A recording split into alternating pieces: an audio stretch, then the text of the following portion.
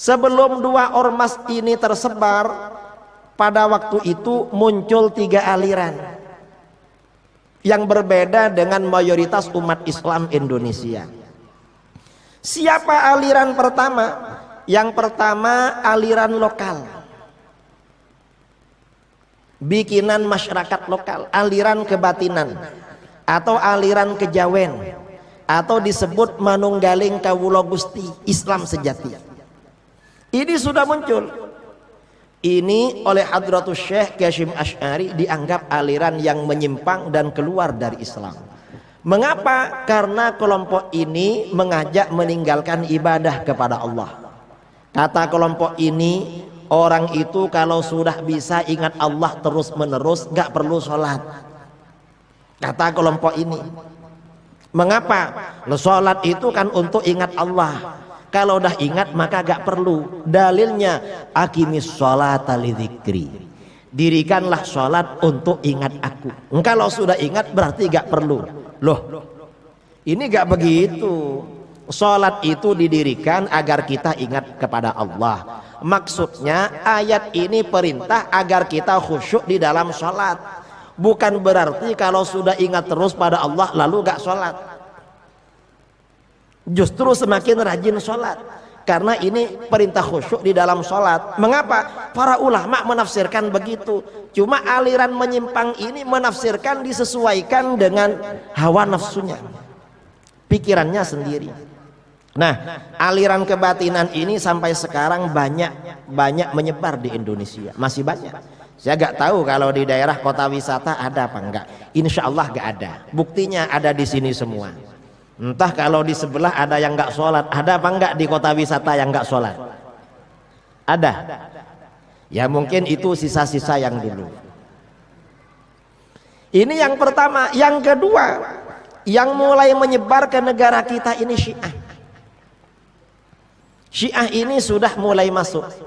Syiah ini masuk ke Indonesia itu diperkirakan sekitar 170 tahun yang lalu. Ada yang bilang Syiah ini masuk setelah revolusi Iran. Gak betul itu, gak betul. Mengapa? Di dalam literatur kitab-kitab klasik ada seorang mufti di Hadramaut di Yaman, As-Sayyid Abdullah bin Umar bin Yahya. Beliau wafat sekitar 1948.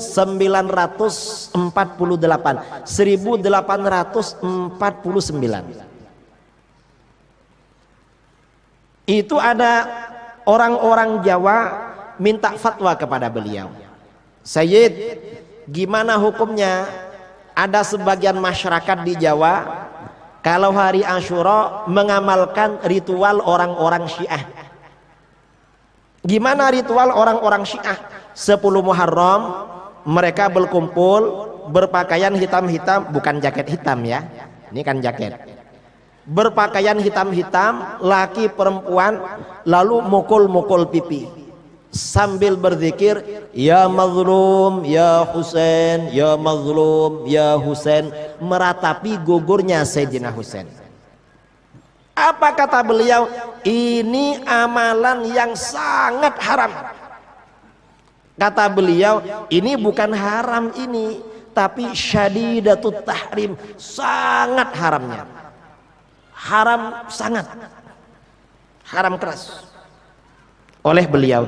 Ini sudah masuk ke Indonesia waktu itu, ke Jawa, Syiah. Ini aliran yang kedua. Kemudian dan Hadratus Syekh sangat keras menyikapi Syiah. Mengapa? Syiah ini bahaya karena sebagian pemikirannya sampai pada stadium kufur, keluar dari Islam.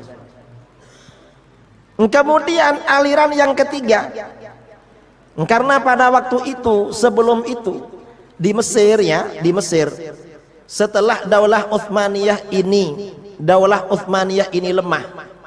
Di Mesir ini ada seorang tokoh yang terpengaruh dengan dunia barat, Syekh Muhammad Abduh. Syekh Muhammad Abduh ini menjadi mufti Mesir. Syekh Muhammad Abduh ini melakukan modernisasi Universitas Al-Azhar, kemudian juga modernisasi pendidikan Mesir. Pengaruh dari Syekh Muhammad Abduh ini menimbulkan dua aliran. Apa? Yang pertama condong ke liberal. Ini Muhammad Abduh. Karena Muhammad Abduh terpengaruh dengan pemikiran dunia barat. Yang kedua, kelompok radikal tapi agak liberal. Kelompok radikal yang agak liberal ini murid beliau namanya Muhammad Rashid Ridha. Muhammad Rashid Ridha ini secara pemikiran di satu sisi beliau ini terpengaruh dengan pemikiran pembaharuan dari Saudi Arabia, Syekh Muhammad bin Abdul Wahab yang kita kenal dengan nama Wahabi dan Salafi. Karena beliau terpengaruh dengan pemikiran ini, maka beliau agak radikal. Apa radikalnya? Mudah membid'ahkan, menyesatkan orang. Tetapi beliau juga agak liberal, terpengaruh dengan gurunya. Karena Syekh Rashid Ridha ini ada hubungan dekat dengan penguasa Saudi Arabia, Raja Abdul Aziz pada waktu itu. Kitab-kitab yang berfaham Salafi atau Wahabi banyak diterbitkan oleh beliau. Beliau juga terpengaruh dengan gurunya Syekh Muhammad Abduh. Karenanya kelompok radikal yang agak liberal ini pada waktu itu sudah masuk ke Indonesia. Apa di antara pemikirannya Syekh Muhammad Rashid Ridha, Syekh Muhammad Abduh yang disebarkan oleh Rashid Ridha? Syekh Muhammad Abduh ini tidak percaya kepada malaikat.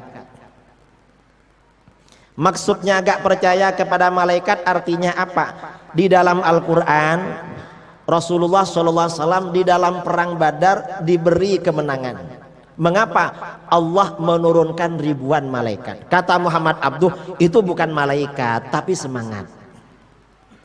Jadi iman kepada perkara gaib ini mulai iman kepada perkara gaib ini mulai merusak masyarakat Indonesia melalui Syekh Muhammad Rashid Ridha. Kemudian Syekh Muhammad Abduh ini seperti disebarkan oleh Rashid Ridha juga tidak percaya kepada jin. Jin itu hanya dianggap pikiran negatif. Juga Syekh Muhammad Abduh ini tidak percaya pada batu sijil yang dikirimkan Allah melalui burung ababil menghancurkan tentara Abraha. Oleh Muhammad Abduh itu penyakit cacar itu. Jadi tentara Abraha yang menyerang Ka'bah kena penyakit cacar. Ditakwil-takwil. Ini di satu sisi. Di sisi lain, selain pemikiran Rashid Ridha ini arahnya liberalisasi, juga mengarah kepada radikalisasi. Mengapa? Tradisi-tradisi keagamaan yang sudah berlangsung lebih dari 1000 tahun di Indonesia itu dibid'ah-bid'ahkan, disesat-sesatkan. Ini oleh Syekh Muhammad Abduh, oleh Rashid Ridha yang dikembangkan di Indonesia. Apa contohnya? Contohnya seperti ziarah kubur, itu dilarang. Kemudian juga seperti selain ziarah kubur ya banyaklah pikiran-pikiran lain yang disebarkan ini. Akhirnya apa? Untuk membendung 3 pemikiran ini yang pada waktu itu benar-benar mengoyak, merusak persatuan umat Islam. Sementara umat Islam masih dijajah Belanda, belum terlepas, ini sudah bertengkar dengan kawannya sendiri. Hadratus Syekh Ki Hasyim Asy'ari menulis kitab berjudul Risalah Ahli Sunnah wal Jamaah, tebalnya 40 halaman. Padahal waktu itu aliran yang menyimpang baru 3. Sekarang ini aliran menyimpang di negara kita bukan 3. Ada berapa? Bukan 30. Kalau bukan 30 ada berapa? Bukan 300.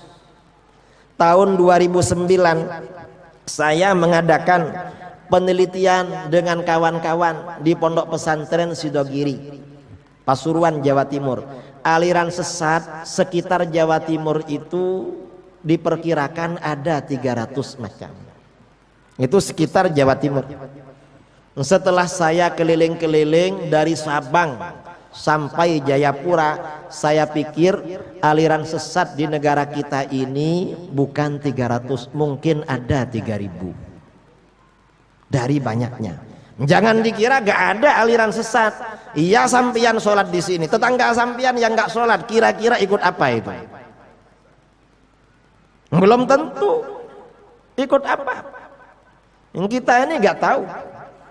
Kira-kira 4 tahun yang lalu MUI Kabupaten Jember berhasil mendeteksi adanya aliran baru sudah lama, namanya Orhibah, olahraga hidup baru. Aliran ini kalau pagi-pagi menyembah menghadap matahari, ini sudah puluhan tahun. Orang yang ngaku nabi aliran ini dikubur di hutan antara Banyuwangi dan Situbondo. Setiap tahun ribuan jamaahnya datang ke sini dari seluruh Indonesia. Yang lucu, khalifahnya, katanya khalifahnya nabi yang mati itu, yang ngaku nabi yang mati itu, tinggal di perumahan di Jember tempat saya ngasih pengajian rutin. Ternyata di tempat itu ada khalifahnya itu. Makanya sekarang kan sering ada isu-isu khilafah, mungkin itu khilafahnya. Kita nggak tahu khilafah yang mana. Ini banyak aliran sesat di negara kita. Kira-kira kalau Kiai Hasyim Asy'ari hidup sekarang, aliran sesat sudah ratusan. Dulu masih 3, kitabnya 40 halaman. Kira-kira berapa jilid yang beliau tulis itu? Sekarang ini dengan banyaknya aliran seperti itu, jarang guru-guru kita, ulama-ulama kita yang menulis, yang memperhatikan. Mengapa? Husnudzon kita mungkin beliau sibuk mengajar santrinya, itu husnudzon ya. Atau mungkin beliau gak dengar kabar karena kita gak laporan pada beliau.